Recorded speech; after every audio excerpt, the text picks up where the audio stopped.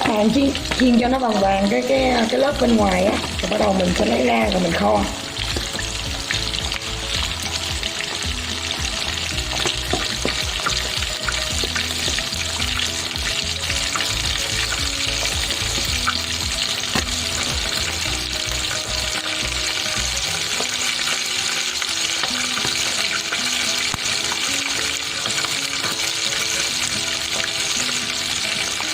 Đó, trứng cá của mình bắt đầu nó đã vàng lên nè, bắt đầu mình sẽ vớt ra.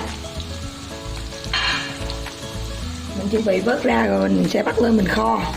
Đó các bạn, nó đã săn lại nè, nó cứng nè, mình sẽ vớt ra. Rất là ngon luôn nha các bạn ơi, nó béo béo và khi mình kho lên đó nó mặn mặn ngọt ngọt, mình ăn kèm với rau luộc này kia rất là ngon luôn. Đó, mình sẽ gấp cho cái dĩa đi rồi bắt đầu mình sẽ đi chế biến tiếp cho các bạn xem. Đây là dĩa mình chiên rồi, bây giờ bắt đầu mình sẽ kho lên, mình sẽ kho cho các bạn xem nha. Mình sẽ cho một muỗng dầu ăn vào đây, rồi mình thắng caramel lên.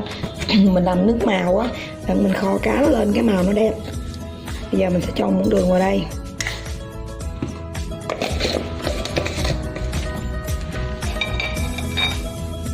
Đó, các bạn sẽ thắng cho nó ra màu lên.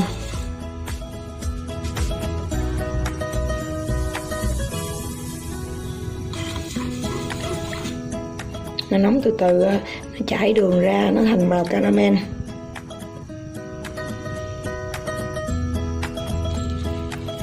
Đó, bắt đầu nó có màu caramel này nè các bạn. Đó, xong rồi mình sẽ bỏ cái củ hành tím và tỏi ớt nãy mình đã chuẩn bị rồi, mình thử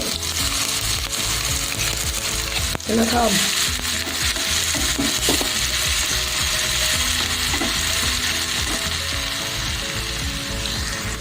Mình sẽ cho một muỗng cà phê hạt nêm và nửa muỗng cà phê tiêu vào đây.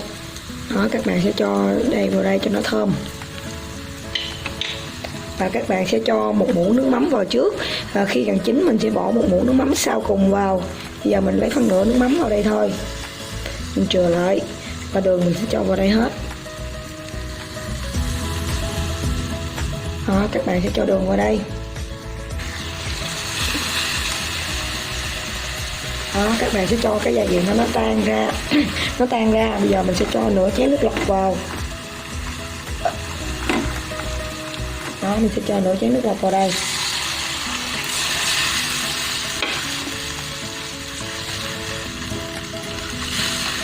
Rất là thơm luôn nha các bạn ơi.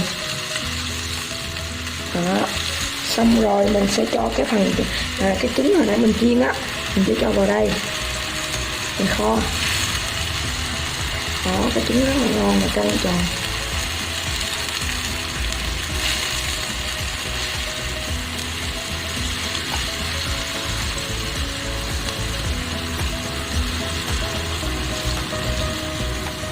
Thì các bạn có thể là mình nêm gia vị theo tùy khẩu vị của gia đình đó, mình có thêm nước mắm hoặc là đường tùy theo gia đình của mình.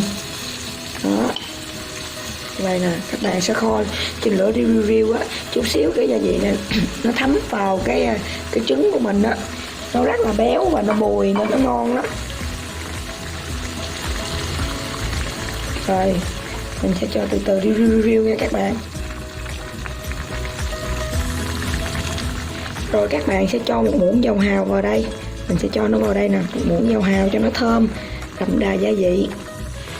Đó, một muỗng dầu hào và một muỗng tương ớt. Các bạn sẽ nặn vào đây một muỗng tương ớt. Đó, và một muỗng tương ớt. Thế này khi kho lên nó sẽ đậm đà gia vị, nó rất là ngon và thơm nữa các bạn.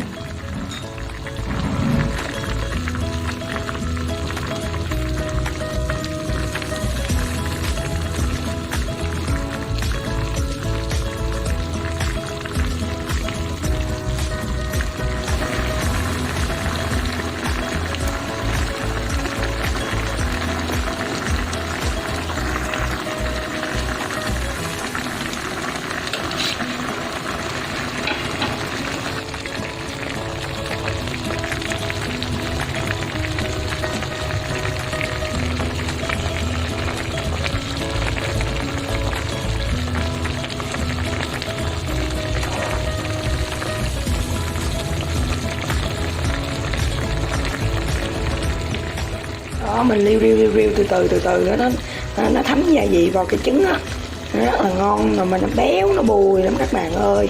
Mình ăn kèm với rau luộc, cơm canh bầu bí rất là ngon luôn.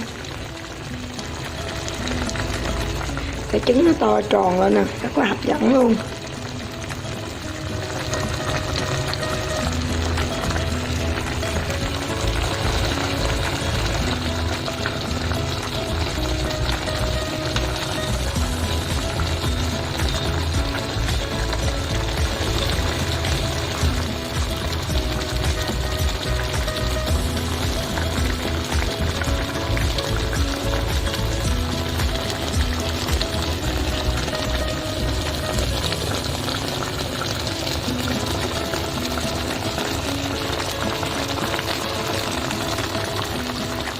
Rồi trứng của mình đó bắt đầu nó khô, nó quéo lại, nó săn lại đó. Mình sẽ cho cái muỗng nước mắm còn lại hồi nãy á, mình sẽ chế theo khẩu vị của gia đình ha. Ở đây mình chế nước mắm xong thì mình sẽ cho mấy hành ớt này vô là mình nhắc xuống mình ăn. Các bạn sẽ cho một muỗng nước mắm vào đây tiếp tục của mình lại. Và các bạn sẽ cho ớt vào đây.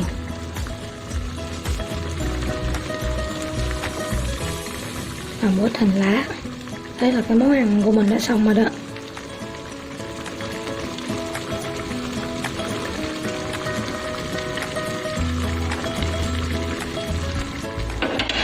Cái món trứng kho của mình, trứng cá kho của mình đã xong rồi là các bạn, rất là hấp dẫn luôn. Mình bắt ra mình dùng với cơm rất là tuyệt vời. Mình cảm ơn các bạn đã xem video mình nhé. Nếu các bạn thấy hay, các bạn cho mình xin một like. Hãy chào các bạn.